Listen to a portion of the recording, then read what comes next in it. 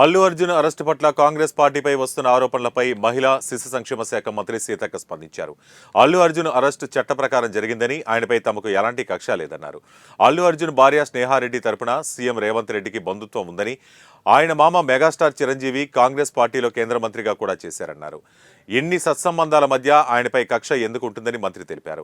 Theatre వద్ద జరిగిన తొక్కిసలాటలో మహిళ ప్రాణాలు కోల్పోయిందని, చట్టం ఎవరికే చుట్టం కాదని, చట్ట ప్రకారమే అరెస్టు జరిగిందని, చట్ట ప్రకారమే బెయిల్ కూడా వచ్చిందని సీతక్క వివరించారు. స్టేట్మెంట్ ఇచ్చిండు. ఆయన కూడా వాళ్ళ మామ కూడా సీఎం గారికి దగ్గర వ్యక్తే, చుట్టరికాలు కూడా ఉండుంటాయి, చంద్రశేఖర్ రెడ్డి గారు వీళ్ళంతా.